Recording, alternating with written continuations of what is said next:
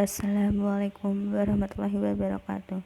Saya di sini dari kelompok 7 yang presentasikan hasil diskusi kami yang berjudul Fisiologi Panca Indera disusun oleh Rismanul Isnaini. Saya sendiri. A. Indera penglihat atau mata. Mata memiliki sejumlah reseptor khusus untuk mengenali perubahan sinar dan warna. Selain itu, terdapat otot-otot yang berfungsi sebagai penggerak bola mata, kotak mata, kelopak mata, dan bulu mata.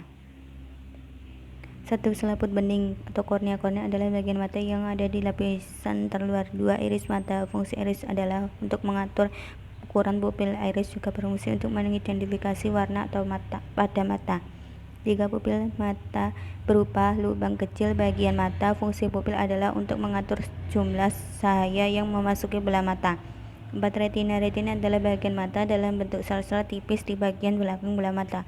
Fungsi retina adalah untuk menangkap gambar yang dihasilkan oleh lensa mata dan mengubahnya menjadi sinyal saraf. 5, lensa mata. Lensa mata adalah salah satu bagian mata yang paling terkenal. Fungsi lensa adalah untuk membentuk gambar. 6, aqueous humor. Bagian mata ini adalah cairan yang menyerupai plasma berlendir transparan yang memiliki konsentrasi protein rendah. Humor berair dibuat melalui bulu mata. Fungsi aqueous humor seperti struktur pendukung lensa. 7, vitreous humor. Bagian mata ini juga disebut tubuh vitreous. Bentuk humor ini seperti gelas, adalah sejenis gel. Fungsi tubuh vitreous adalah mengisi ruang antara retina dan lensa. 8, saraf optik. Saraf menjadi bagian penting mata. Fungsi saraf optik adalah untuk mengirimkan informasi tentang bayangan objek yang diterima oleh retina ke otak. 9, bintik kuning. Salah satu bagian mata yang paling sensitif adalah bintik kuning ini. Ketika bayangan suatu benda jatuh pada titik kuning, objek tersebut terlihat jelas. Jika di sisi lain, bayangan suatu benda jatuh sebelum atau setelah bagian ini, objek tersebut tampak buram atau tidak terlalu jelas. 10, bintik buta adalah bagian mata yang tidak sensitif terhadap cahaya. Ini berbanding terbalik dengan titik kuning. Ketika bayangan suatu benda jatuh ke titik buta, benda itu tidak bisa dilihat dengan jelas oleh mata. 11, otot mata. Bagian mata adalah otot mata. Fungsi otot mata adalah untuk mendukung operasi lensa mata dengan membengkakkan lensa atau perataan atau disebut daya akomodasi mata. 12, sklera adalah bagian dari mata dalam bentuk dinding putih mata dan disebut membran putih. Fungsi sklera adalah untuk melindungi struktur mata dan mempertahankan bentuk mata. A, reseptor mata. Reseptor retina terdapat dua macam sel reseptor atau fotoreseptor, yaitu sel kerucut atau sel konus dan sel batang atau sel basilus.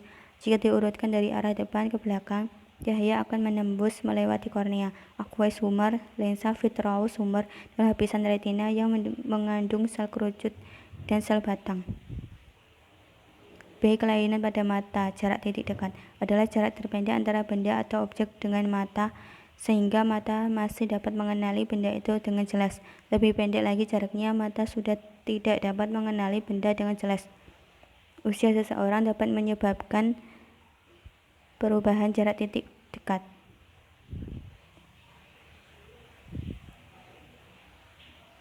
Macam-macam kelainan mata atau jenis kelainan ditolong dengan hipermetropia atau rabun dekat. Penyebabnya lensa mata tidak dapat menyambung atau bola mata terlalu pendek sehingga bayangan benda jatuh di belakang retina. Jenis kelainan lensa cekung atau divergen atau negatif presbiopia. Penyebabnya elastisitas mata berkurang karena usia tua. Jenis kelainan lensa rangkap atau dua macam lensa. Astigmatisme. Penyebabnya permukaan lensa mata tidak sama sehingga fokusnya tidak sama dan bayangan benda yang terbentuk tidak sama. Jenis kelainan lensa silindris atau silinder katarak. Penyebab lensa mata buram tidak elastis akibat pengampuran sehingga daya akomodasi berkurang. Jenis kelainan operasi glaukoma.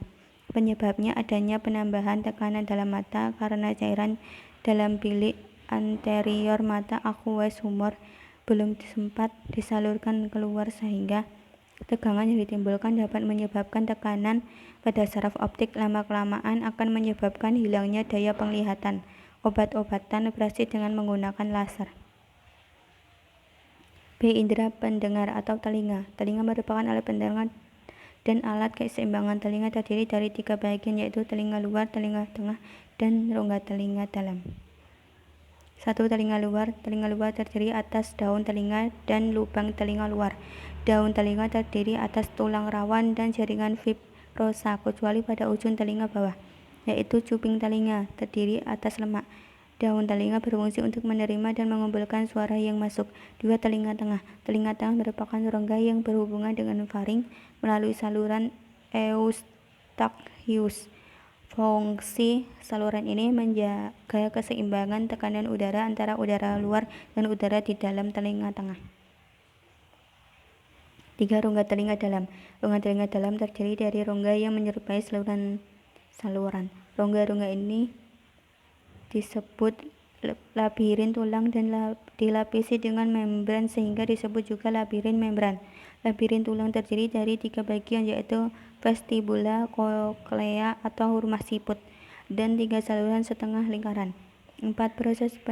Proses mendengar. Mekanisme mendengar dimulai dengan adanya gelombang bunyi yang masuk melalui liang telinga yang akan menggetarkan membran timpani. Getaran ini akan diteruskan ke dalam telinga tengah melalui tulang-tulang pendengaran. 5. Alat keseimbangan. Alat ini berupa saluran setengah lingkaran dan setiap saluran mengembang pada salah satu ujungnya yang disebut ampula. Di dalam ampula terdapat reseptor yang berupa kelopak sel saraf sensori yang memiliki rambut dalam tudung gelatin yang berbentuk kubah, disebut kupula. 6. Kelainan pada telinga. 1. Gangguan perambatan suara dapat terhambat oleh kotoran telinga, umur, dan zat-zat lain yang menyumbat liang telinga. 2. Gangguan saraf pendengaran terjadi pada usia lanjut. Ini disebut presbikusis. 7. Teknologi membantu pendengaran adalah penggunaan alat bantu dengar. Hal ini dilakukan apabila proses perabatas impuls suara tidak dapat menyampai telinga tengah, misalnya karena tulang-tulang pendengar rusak. C. Indera peraba atau kulit. Kulit merupakan indera peraba sebab memiliki ujung-ujung saraf sensori sebagai reseptor khusus untuk sentuhan, tekanan, temperatur, atau panas dan dingin, serta rasa sakit. Sebagai reseptor terletak pada lapisan dermis, dan ada juga yang terletak pada lapisan epidermis. Ujung-ujung saraf tersebut ada yang terbungkus kapsul atau disebut korpuskula, dan ada yang tidak terbungkus atau disebut ujung-ujung saraf bebas. D. Indera pengecap lidah. Lidah merupakan organ yang tersusun atas otot. Permukaan lidah banyak tonjolan kecil yang disebut papila lidah, memberi kesan lidah terkesan kasar. Pada papila lidah terdapat indera pengecap. Permukaan lidah dilapisi lapisan epitelium yang banyak mengandung kelenjar lendir. Selain itu terdapat reseptor pengecap berupa kuncup pengecap. Kuncup pengecap tersebut terdiri atas sekelompok sel sensori yang memiliki tonjolan seperti rambut. Kuncup pengecap dapat membedakan 4 macam rasa, yaitu manis, pahit, asam, dan asin. Letak kuncup pengecap tertentu lebih banyak berkumpul pada daerah tertentu.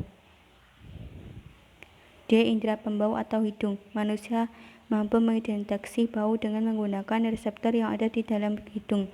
Sel-sel sensori penerima rangsang gas kimia atau kemoreseptor terdapat pada lapisan epitelium yang terletak di sebelah dorsal rongga hidung dan terlindung oleh lendir atau mukus. Di akhir setiap sensori terdapat beberapa silia atau rambut pembau. Molekul-molekul yang larut dalam air dan lemak yang ada di udara akan larut dalam lapisan lendir tersebut dan menimbulkan sensasi bau. Aktifnya indera pembau dirangsang oleh gas yang terhirup oleh hidung. Indera pembau tersebut sangat peka dan kepekaannya mudah hilang jika dihadapkan pada bau yang sama dan jangka waktu yang lama. Contohnya, jika kita berada dalam ruangan yang sesak dan pengap, maka kita tidak akan segera merasakan bau yang tidak enak tersebut. Indera pembau dapat juga menjadi lemah jika selaput lendir hidung sangat kering, sangat basah, atau membengkak. Sekian presentasi dari kelompok kami. Bila ada kurangnya kami mohon maaf. Wassalamualaikum warahmatullahi wabarakatuh.